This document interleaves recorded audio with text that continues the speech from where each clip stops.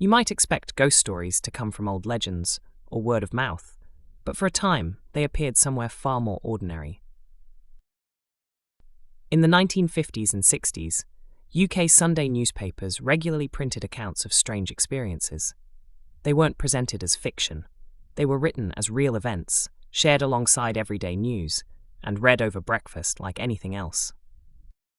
Some were based on reports people claimed had happened.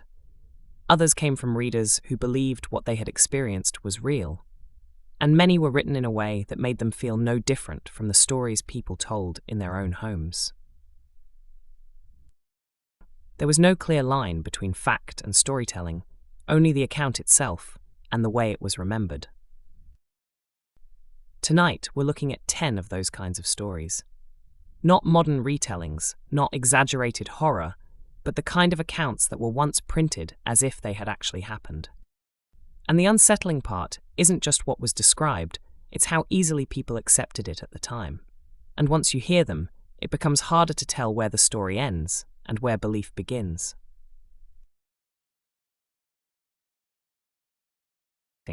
In the autumn of 1872, the Times shared a brief but intriguing story about a strange encounter that happened one late evening in Hyde Park. Back then, the park was much darker than it is today. Once you moved away from the gas lamps and the city's noise, large parts of the park were almost completely engulfed in darkness. The only light came from the occasional lantern carried by people making their way home through those shadowy paths. It must have been quite an eerie experience to walk through such dimly lit grounds at night, where silence and darkness took over so completely. According to the report, a man was walking through the park alone after dark, following a route he knew well. It was a quiet night, and all he could hear were his footsteps crunching on the gravel paths. As he continued, he noticed something just out of the corner of his eye, a shadowy figure moving alongside him. It kept pace, but never fully appeared in his direct line of sight. At first, he thought it must be someone else walking nearby. That wouldn't have been unusual. Hyde Park was a common shortcut through the city, even late at night. But after several moments, he began to notice something that didn't feel right. Every time he turned his head to look directly at the figure, there was nothing there. The path beside him stayed completely empty, as if whatever he sensed wasn't really there at all. He slowed down his steps, finally coming to a complete stop. He listened closely, but the park around him was eerily quiet. There were no footsteps, no rustling leaves, no sign of anyone nearby. But as soon as he started walking again, that strange feeling crept back in. It was like something was moving alongside him, just out of sight, perfectly in sync with his pace. He suddenly turned around, hoping to surprise whoever was lurking nearby. For just a split second, he thought he spotted the silhouette of someone dressed all in black, moving quietly along the path. But as soon as he tried to focus on it, the figure vanished, leaving nothing but the empty stretch of gravel and the trees standing silently in the background. The man later shared with others that the feeling he experienced was tough to put into words. It wasn't just a vague sense that someone was nearby. It was a deep, unshakable certainty. He had this clear impression that another presence was right there with him, matching his pace perfectly, never lagging behind and never rushing ahead. The experience carried on until he finally reached the edge of the park. Slowly, the glow of street lamps flickered back to life, and the faint hum of the city drifted into earshot again. As he stepped onto the road and glanced behind him, there was absolutely nothing there.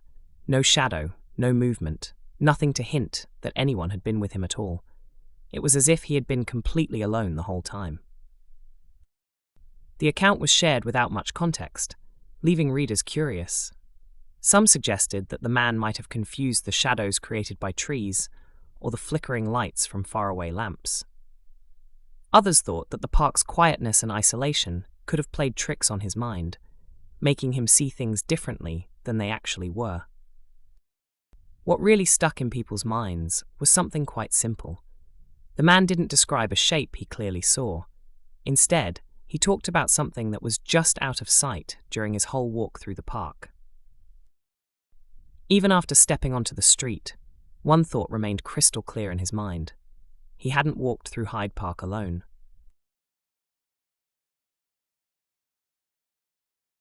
In 1890, a curious little report popped up in the local newspapers of Yorkshire. It talked about some strange noises that people were hearing inside a house in Leeds. This wasn't just a one-off incident. Several people who lived there shared similar experiences over several nights, each recounting the same eerie sequence of events. It's fascinating how so many different individuals could hear the same thing, right? The mystery of those sounds definitely captured the attention of the community. The house was a cozy little terraced property tucked away on a narrow street, where the neighbouring buildings were almost shoulder to shoulder. Because of this close proximity, sounds easily drifted from one home to another. So when the first strange noises started, no one really paid much attention. After all, it was pretty normal to hear footsteps or muffled conversations from nearby houses, especially late at night, when everything else had settled down. But soon enough, the residents began to feel uneasy. The unsettling sounds didn't seem to be coming from outside the house anymore. It felt like someone was walking around on the floors above them, moving across the room when there was clearly no one up there. The sounds were distinct enough to be traced from below, shifting from one side of the ceiling to the other. Eventually, it came to a stop right by the top of the stairs. It's eerie, isn't it? Just imagining footsteps where there shouldn't be any at all. One of the people living there heard a sound that stood out clearly. Once it faded away, they decided to check it out, heading straight to the door at the top of the stairs, hoping to find someone waiting on the other side. But when they opened the door, they were met with an empty space. It happened again another night. There was that familiar sound of movement coming from above, followed by an eerie silence. This time, though, more than one person was there to experience it. They all turned their attention to the ceiling, trying to pinpoint what was going on. Afterward, they checked the upstairs thoroughly, but there was nothing unusual to be found. The upper room hadn't been touched in ages. There were no hidden doors or secret passages leading in or out of that part of the building, so it seemed impossible for anyone to slip away unnoticed while someone else was making their way to the front door. It was the mix of clear movement, followed by an eerie silence, that really got people talking. As word spread, more and more folks began sharing their experiences. The newspapers jumped in too, reporting on what had been heard and detailing the efforts to trace the source of these mysterious sounds. However, they stopped short of providing any solid explanations. What was left behind was a fascinating record of something that multiple people had experienced, something they all heard repeatedly, under conditions where there appeared to be no one there at all. Have you ever heard footsteps or movement from another room and could never find a reason why they happened?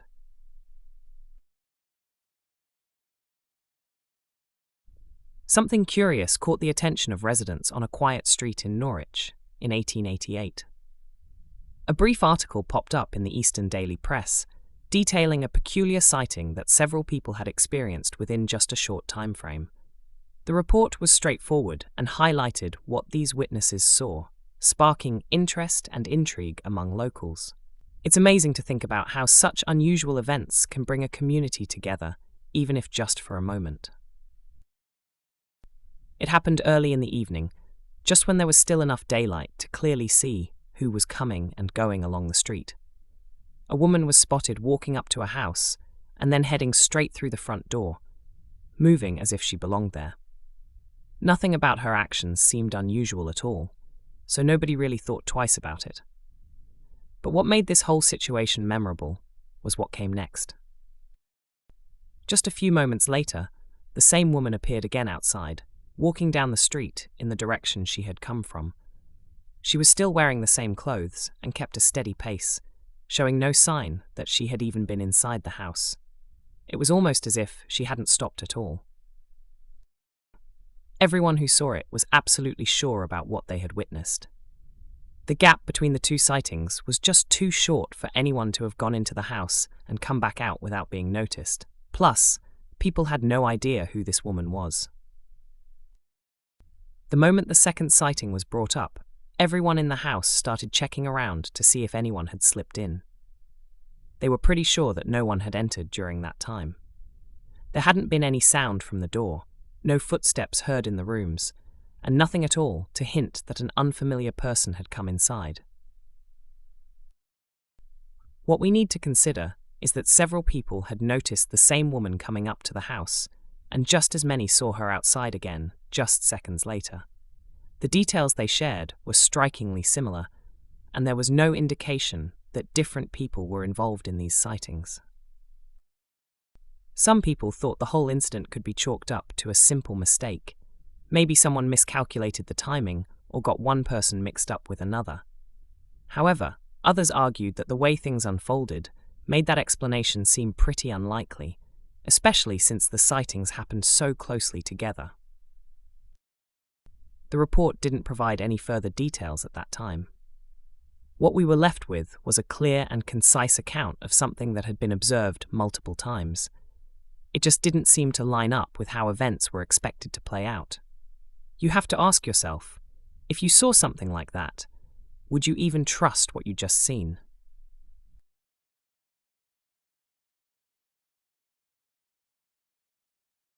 In 1895, several short reports began appearing in northern regional newspapers, describing a figure seen at night on a bridge near Durham.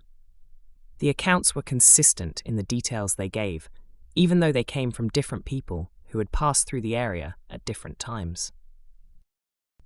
The bridge itself was a familiar crossing, used regularly by those travelling between nearby villages. It wasn't an isolated place during the day, but at night it became much quieter, with only the occasional traveller passing through. It was during these quieter hours that the sightings were reported.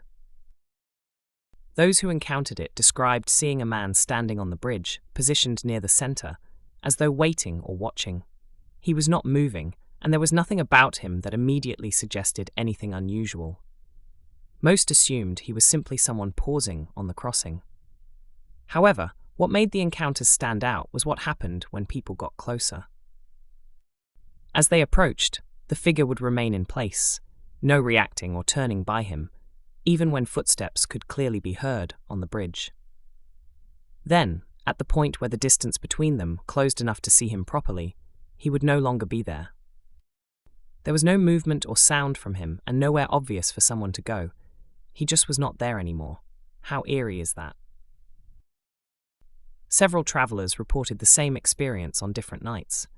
Some described seeing the figure from a distance and watching it carefully as they walked toward it, expecting it to move aside or continue on its way. Instead, it remained exactly where it was until the moment they reached the spot, at which point it was gone.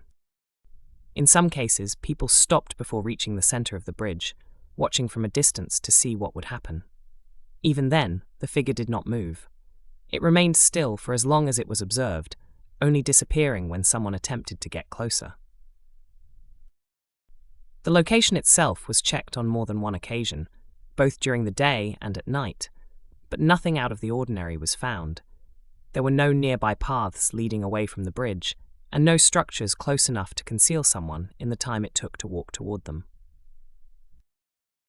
The reports in the local papers simply recorded what people said they had seen, and the details remained consistent across each account. Some suggested it might have been a trick of the light, or a distance that was harder to judge in the dark, but those who had experienced it felt that those details didn't quite fit what they had seen. What stayed with people was how similar the accounts were, with different travellers on different nights describing the same thing in almost exactly the same way. Each of them spoke of a man standing on the bridge, clearly visible from a distance, who was no longer there by the time they reached the spot where he had been. Would you say that kind of encounter was spooky?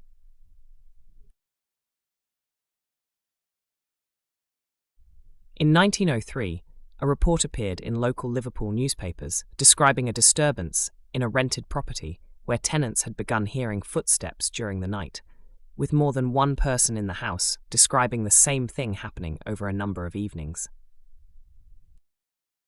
The building was divided into rented rooms, with different occupants sharing the space. so sounds travelling between floors was nothing unusual, and at first the noise was assumed to be someone moving about later than the others. Over time, it became clear that the sound was not occasional, but something that returned night after night, at a point when the house had already gone quiet, with those living below describing movement passing from one side of the room to the other, then returning again a short time later in the same way before stopping.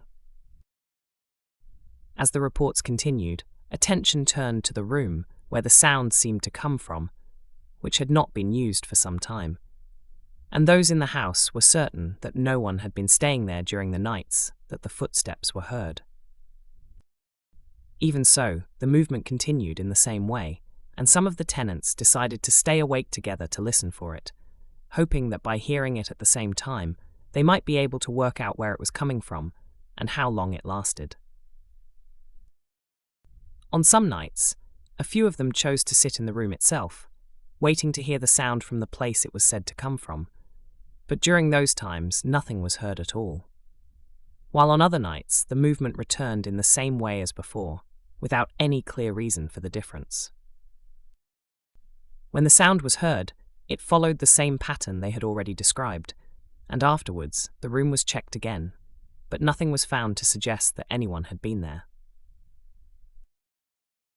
The reports in the local papers recorded what had been heard along with the attempts that had been made to trace it, and the details remained consistent between those who had experienced it, with no indication that the sound came from any known source inside the house.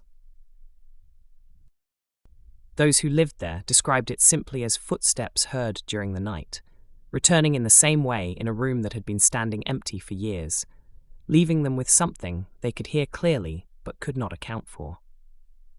Could you imagine hearing that, night after night, knowing there was no one there?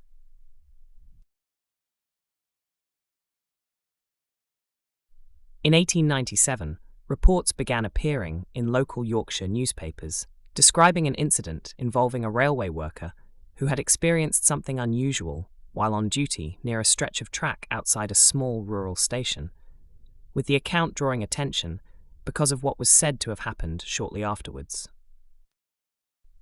The man was working alone at the time, responsible for monitoring the line and maintaining the signal equipment along that section of railway, where long lengths of track ran through open countryside and traffic was lighter in the evening, with longer gaps between trains and very little activity along that part of the line.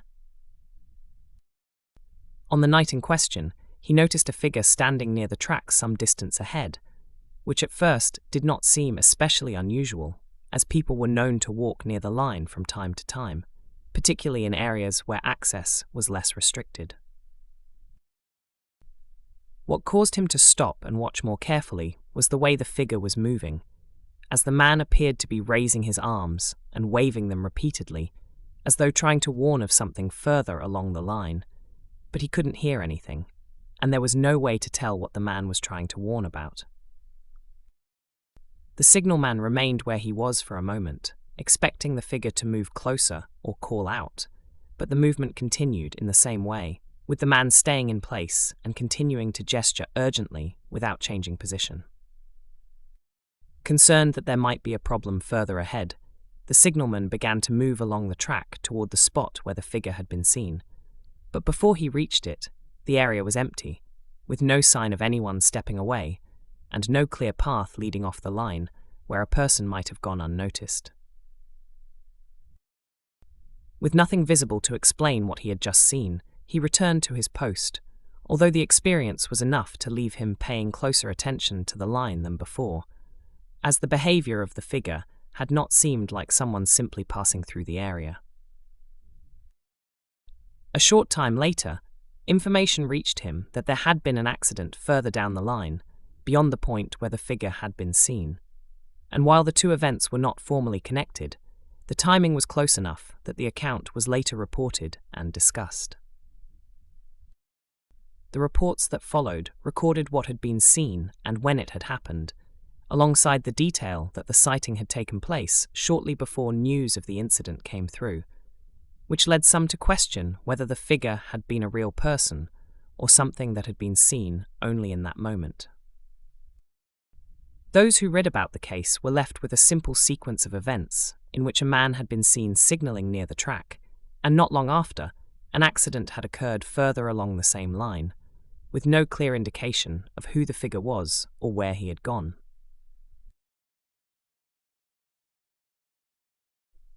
In 1901, reports began appearing in medical-related columns and local London newspapers describing unusual occurrences in a hospital ward, where both nurses and patients had begun noticing the same presence during the night, with the account drawing attention because the descriptions matched despite being given separately. The ward itself followed a familiar layout for the time, with rows of beds arranged along either side of a long room, each separated by only a small amount of space, and a central walkway where nurses would move quietly between patients during the night. Lighting was kept low, with lamps turned down to avoid disturbing those resting, leaving much of the room in soft shadow while only certain areas remained clearly visible. During the night shift, nurses followed a steady routine, checking on patients, adjusting bedding, and making note of anyone who required attention, often moving from one end of the ward to the other with little interruption. It was during these quieter hours, when activity had slowed and most of the ward had settled, that the first reports began to surface. Those on duty spoke of noticing someone standing beside one of the beds, positioned close enough to suggest they were attending to the patient, yet not moving in the way a member of staff normally would. The figure was described as already being there rather than arriving, and no one could recall seeing when it had first appeared.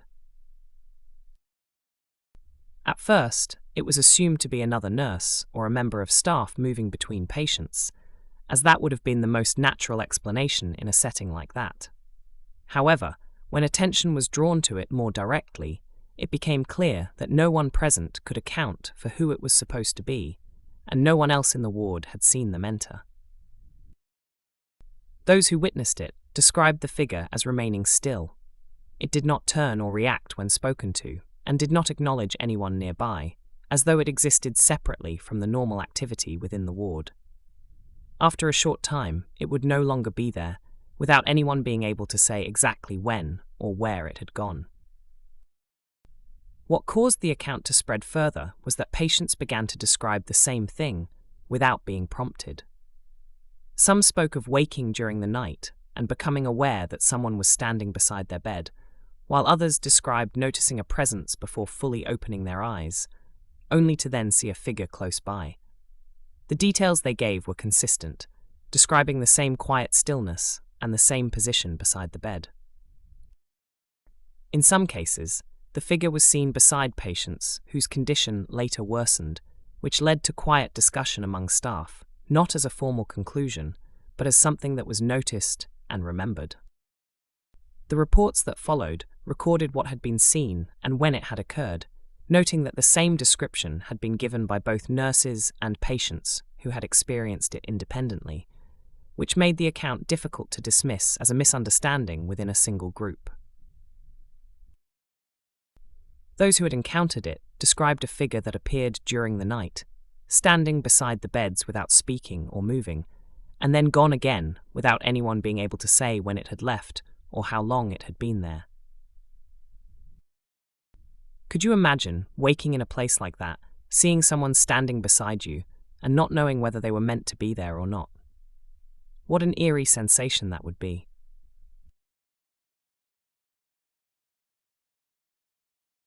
In 1894, a report appeared in local Manchester newspapers describing a series of incidents in which individuals claimed to have heard their name being called during the night inside their own homes, with the accounts drawing attention because the descriptions were consistent despite coming from different households. The experiences were said to take place during the later hours, when the house had already settled for the night, and there was little to distract from even the smallest sound. Those who reported it described being awake, or only just beginning to drift off, when they heard their names spoken clearly, as if someone nearby had called out to them. The voice wasn't raised or unusual in any way. It sounded normal, like someone speaking from nearby, which is what made people react to it straight away. It didn't feel as though it was coming from outside the house, but from somewhere close, either in the room or just beyond it. Some called back, assuming it was a member of the household trying to get their attention, while others got up to check the adjoining rooms, expecting to find someone there. Each time, they found nothing to explain what they had heard. What made the accounts more difficult to dismiss was that the voice was often described as sounding like someone known to them, not in a way that could be clearly identified, but familiar enough that it felt as though it belonged to the house itself.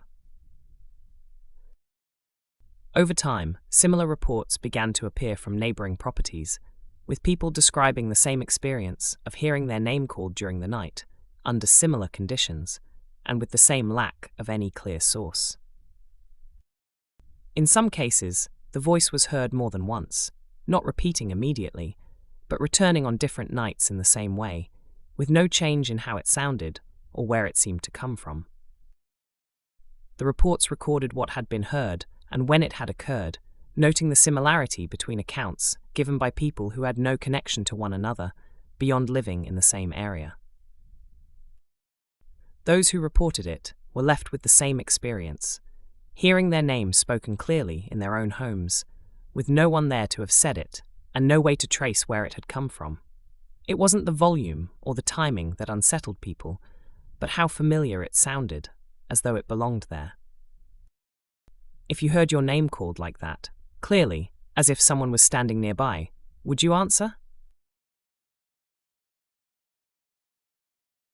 In 1899, reports appeared in regional newspapers across the Midlands, describing a man who claimed to have repeatedly seen a face looking in through the window of his home at night, with the account drawing attention because the sightings occurred on more than one occasion and were described in the same way each time.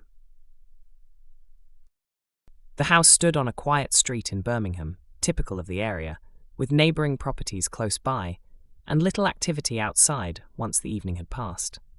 The man lived alone, and there was nothing about the house itself that initially suggested anything unusual. The first time he noticed it, he was sitting in the room late in the evening, with only a lamp lit, when something caught his attention at the window. At a glance, it appeared as though someone was standing outside, looking in.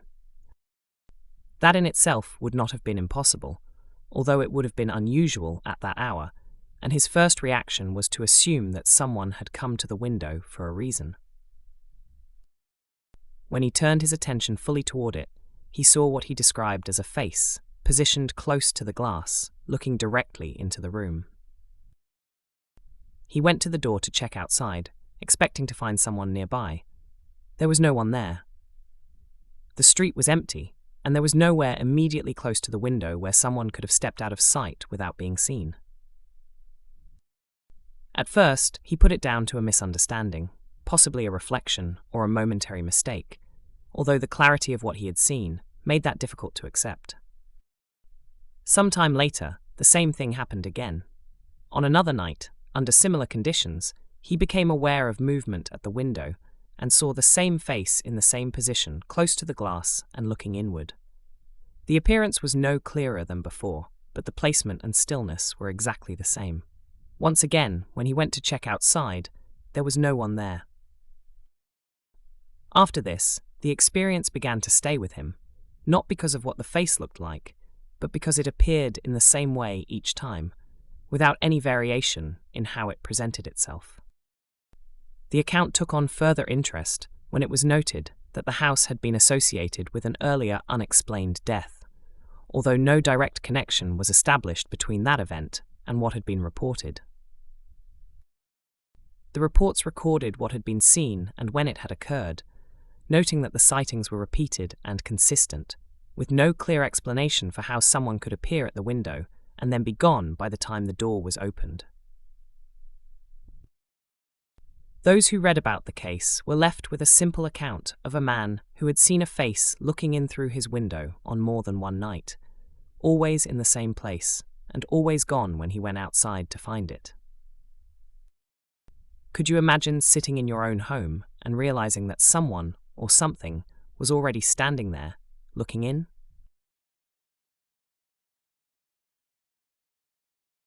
In the early 1900s, reports appeared in regional newspapers describing an incident in which a man was seen and spoken to, even though word had already spread through the community that he had died, with the account drawing attention because the encounter had taken place under completely ordinary circumstances. News had started to spread about a well-known local man in the community. He passed away late the previous evening. However, an event you're about to hear about took place in front of several witnesses, and there was no uncertainty of what had actually happened.